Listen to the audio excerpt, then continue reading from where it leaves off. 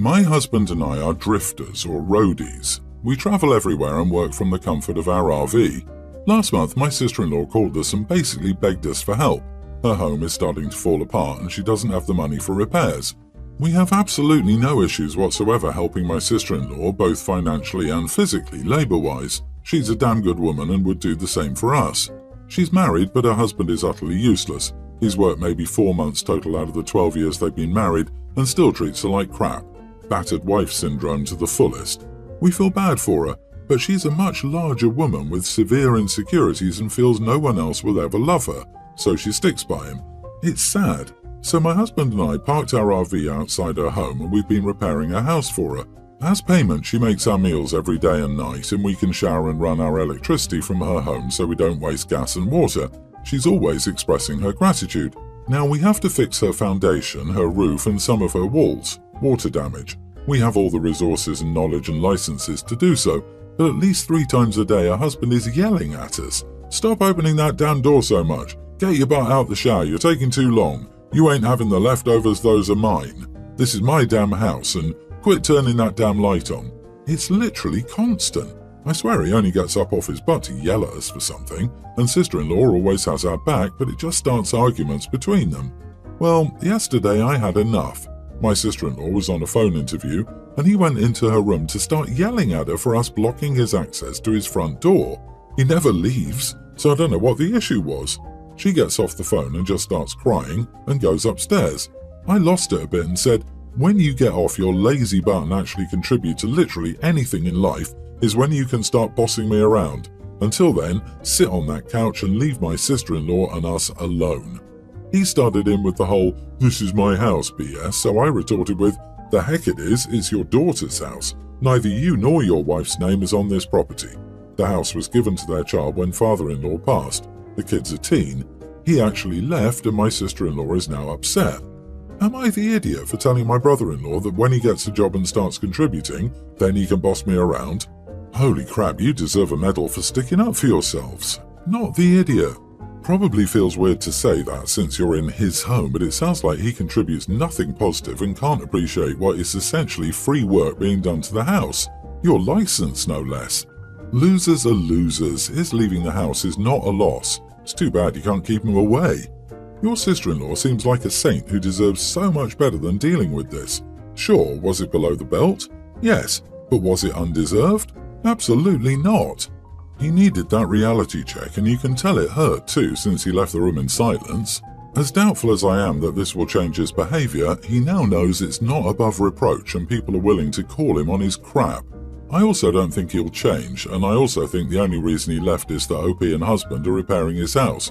Otherwise, I fully believe he would have kicked them out, or at least tried. But sister-in-law also needs a reality check. This man doesn't love her, or he wouldn't treat her this way. I even doubt he respects her. She needs to get rid of this loser. I'm a little torn. Everything you wrote makes me hate this guy, and I believe he absolutely deserves what you said and more. Honestly, I love what you said. But if he abuses your sister-in-law and she refuses to leave him, this dent to his absurd ego might be taken out on her, you know? So my instinct is, everyone's the idiot because of what it might mean for sister-in-law. I'm worried about your sister-in-law too. I just left a toxic marriage and it was really tough. I understand that she has insecurities, but I'm wondering if you can't help her leave the utter disgrace of her husband. I've been away from my awful ex for 2 years and I'm still dealing with the aftershocks. It takes a while, but I'd hate to see her in that situation any longer than she has to be. I, 22 male, am not gay. I'm not ace or bi. I'm straight. I just want to make that clear before people suggest I might be anything other than hetero. And obviously nothing is wrong with being gay, but I'm not. Despite this, I haven't ever really been in a relationship or dated. I struggle a lot with women, so it's not much of a surprise to me, but it is to my family. My brothers both are in relationships. My oldest was already dating his wife when he was my age. My other older brother has never had issues finding women to like him. The difference is that I'm a lot less physically attractive than they are, and I'm more introverted as a result of bullying throughout my entire life because of that. I've been told I'm ugly throughout my entire life, even by random people in passing. I've come to some level of peace with it. My family is constantly asking why I don't date, and I always avoid just outright saying I'm ugly and girls don't like me. One of their biggest suspicions about me is that I'm gay. I don't know why, but since I've never dated in high school, that was always a question. I moved back in with my parents after graduating, and I'm planning on moving out soon, but my job is in a different location and isn't letting me start until November, so I'm working another job until then and saving money. I haven't done much since graduation other than work, and my parents are upset that I don't have a social life right now. So my mom sat me down and tried to have a heart-to-heart with me about my situation. She told me that she feels like I'm not making the most out of my life and said that she thinks that I'm afraid to be myself around them, stifling my ability to live. She said she wanted me to be happy and find friends and a partner. Then she said it didn't matter which gender the partner was as long as I was happy. This came across as an accusation of me being gay. I asked what she meant by that, and she said she wanted me to know that if I lived a different lifestyle by myself, I didn't have to hide it, and she'd be happy as long as I brought someone home who I loved and who loved me. Again, she's calling me gay, so I shut that down. I kinda snapped as I'm so tired of it. I snapped at her that I'm not gay and that I don't need her to monitor everything in my life. I said that it's none of her business why I'm single. Still, if she really cares that much, it's because I'm too ugly for women to want to date me, and since there's nothing that can be done about it, she needs to drop it. She got very upset and apologized.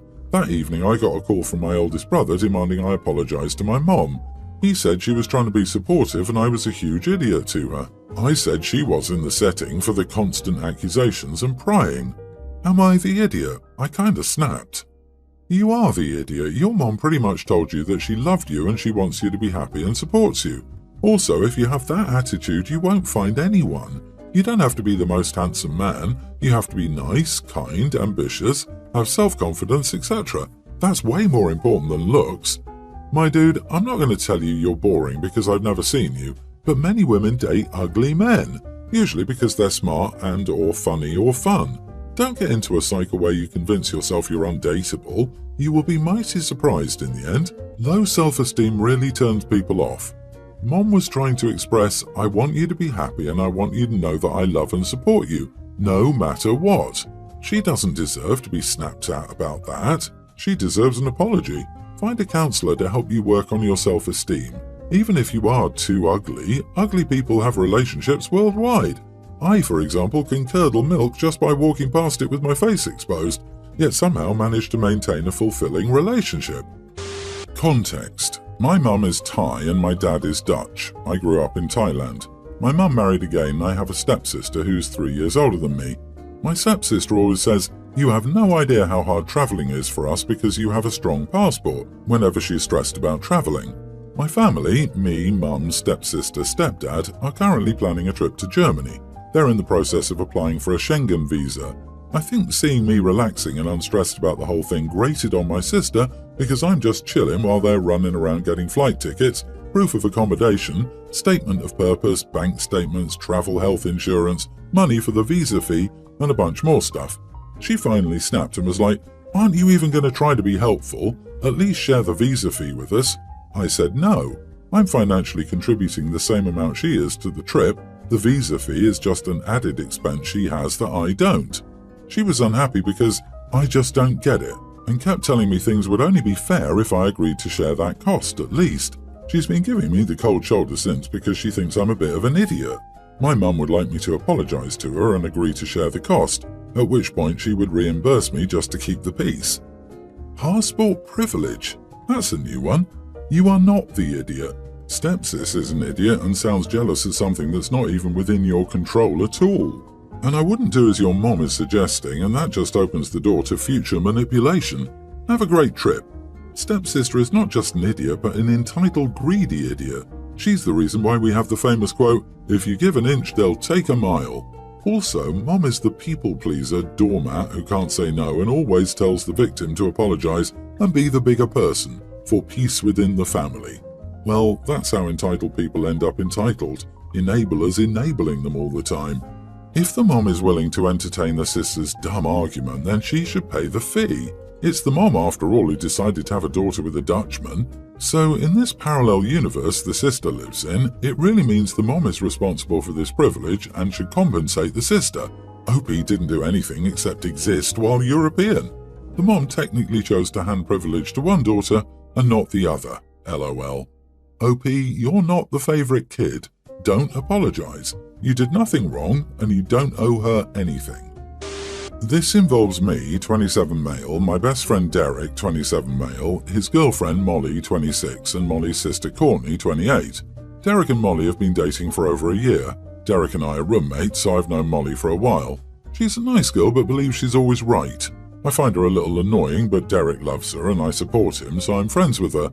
She's a really good person, I will say, and comes from a great family, which includes her sister Courtney, who I've met once or twice.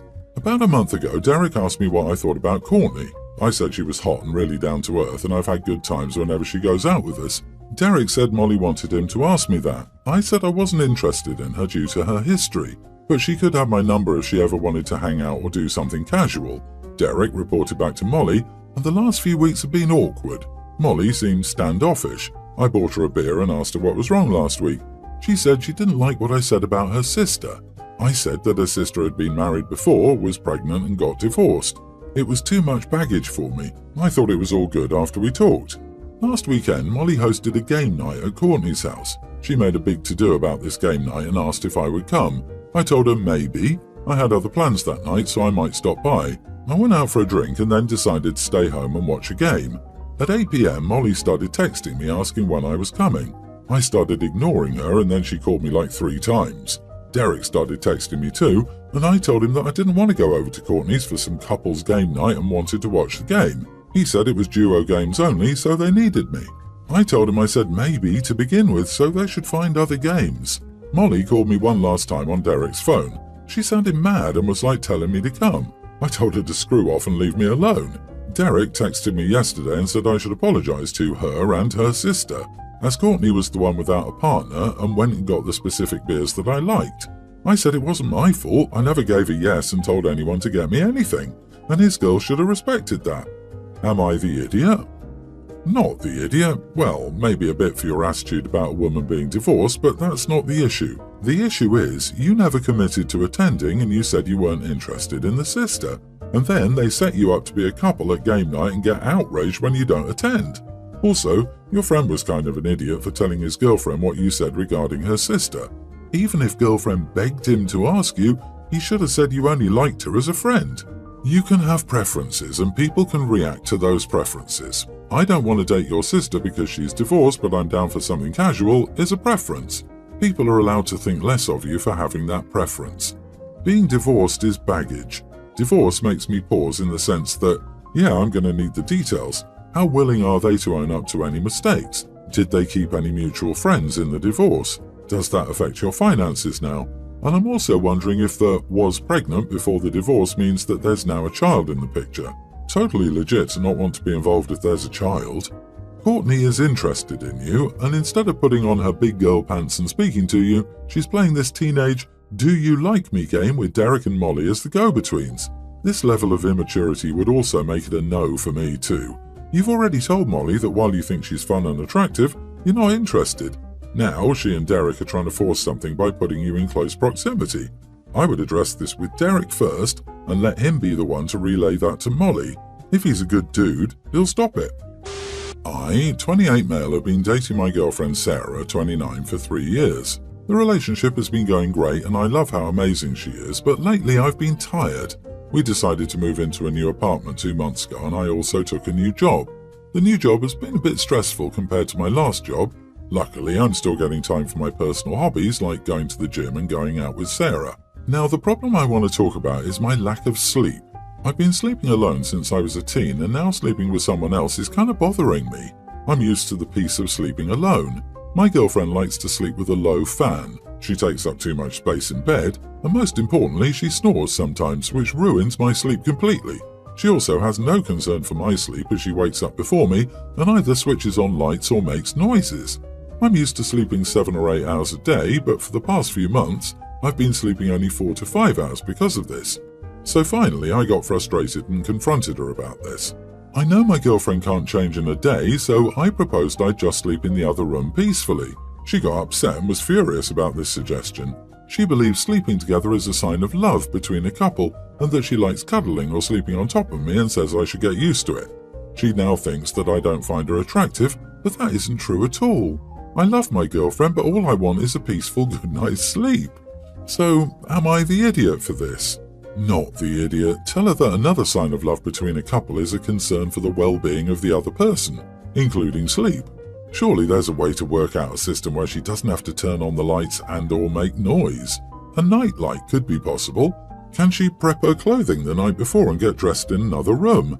The bed hogging, you may need to fight for that, as in pushing her away onto her side of the bed. The snoring may be a medical condition and she may need to look into that. In any case, her disregard for your well-being is very selfish, and her telling you that you should get used to it is entitled Red Flags Galore on the Me Girlfriend. Thank you. She is a wonderful and caring person but acts immature when it comes to these things. She scrolls TikTok a lot and there are many perfect relationship videos on her feed which she even shows me.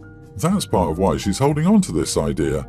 Jesus, she's really 29 entire years old and believes that what people post on TikTok is an actual reflection of reality.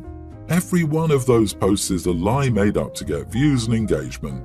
Her TikTok feed sounds toxic. There are lovely women out there who will not feel the need to use an app as a measuring stick for their relationship.